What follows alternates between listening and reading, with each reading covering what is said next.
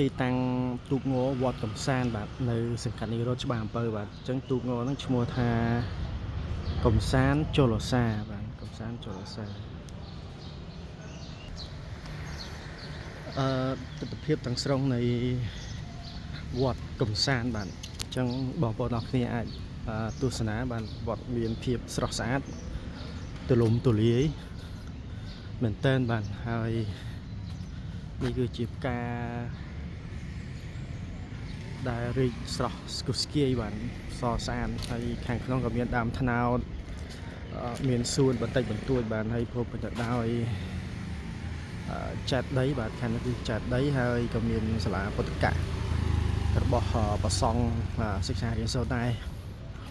ហើយខ្ញុំក៏បានដឹងថាសាលាពុទ្ធកៈនេះមានបើកដល់ថ្នាក់ទីប្រហែលនោះទេបាទប៉ុន្តែគ្រាន់ថានៅក្នុងវត្តហ្នឹងក៏មានសាលាបឋមសិក្សាសម្រាប់ក្មេងទូទៅបាទរៀននៅក្នុងវត្តដែរបាទនេះបាទសាលាពុទ្ធកៈបាទសរសើរមែនតើបាទខាងមុខមានដើមឈើបែបសួនធម្មតាប៉ុន្តែមើលទៅស្រស់ស្អាតមែនតើចឹងខ្ញុំកំពុងតែនៅមុខសាលាពុទ្ធកៈបាទ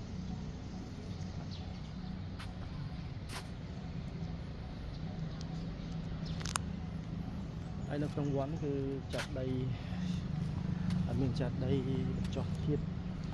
នៃពុទ្ធបរិស័ទគ្រប់ទិសទីបាទដែលបិទនៅក្នុងទីនេះបាទនេះគឺជាដើមរៀងវ៉ាវដើមរៀងមានផ្លែបាទឃើញនៅមួយដើម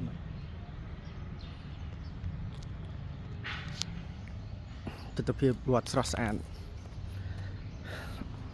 ដែលសមស្របនឹងក្រសួងធម្មការនិងសាសនាចេញ3សបាទស្អាតវត្តសទី1វត្តសស្អាតបាទត្រូវតែសម្អាតបរិវេណវត្តឲ្យស្រស់ស្អាតហើយទី2គឺស្វាងស្វាងហ្នឹងគឺមានន័យថាជាកន្លែងដែលផ្ដល់នូវចំណេះដឹងដល់ជនប្រុសស្រីគ្រប់រូបបាទមិនប្រកាន់លើសឯងឋានៈពណ៌សម្បុរនោះទេបាទវាអាចចូលមកសិក្សារៀនសូត្របានទាំងអស់គ្នាបាទវត្តនេះស្អាតមែនតើបាទគឺនេះហើយគឺជាឃ្លាំងនៃបេណីវប្បធម៌ក៏ជាឃ្លាំងនៃអក្សរសាស្ត្រខ្មែររបស់យើងគឺតាំងពីសម័យមុនគឺជាសម័យបារាំងជាដើមគឺយើងបាត់បង់អក្សរសាស្ត្រខ្មែរអស់ហើយបាទមានតែក្នុងវត្តអារាមទេបាទ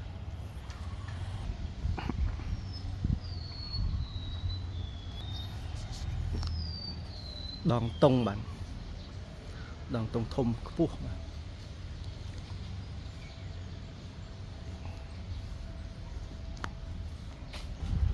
បាទហើយ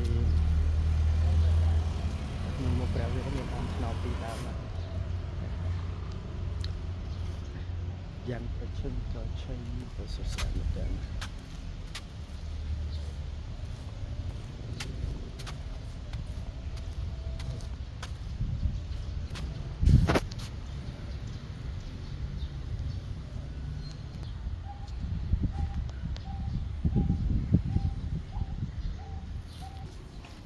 ឈ្មោះគេអូនឈ្មោះអី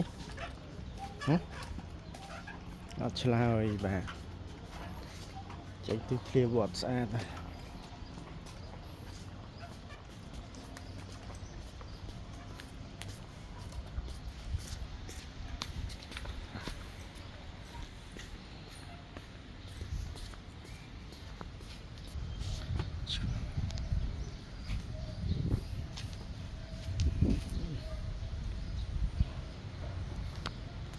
ក្បាច់បាទក្បាច់ខ្ញុំអត់ស្គាល់ថាក្បាច់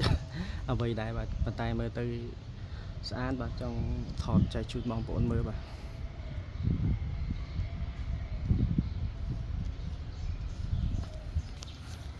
ខាងនោះសាលារៀនបាទខាងនោះសាលារៀនបានសាលារៀនក្មេងដូចជាមានថ្នាក់ទី1ឡើងបាទតែអត់ដឹងថាត្រឹមថ្នាក់ទីប្រហែលទេបាទឃើញក្មេងតូចធំប្រុសស្រីគ្រប់រូបបាទឃើញតូចទៅខ្ញុំគិតថាបែរជាថ្នាក់ទី1ត្រឹមថ្នាក់ទី1ឡើងបាទដល់ថ្នាក់ទី6មកទៅបាទ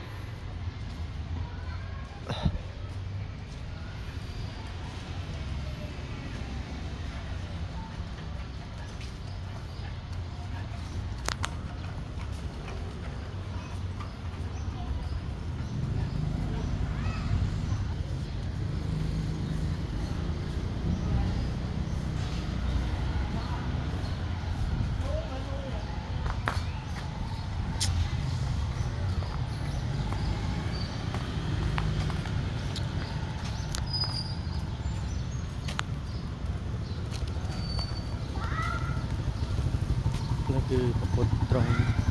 ព្រះនិព្វានបាទក្រោមដើមជ្រៃបាទ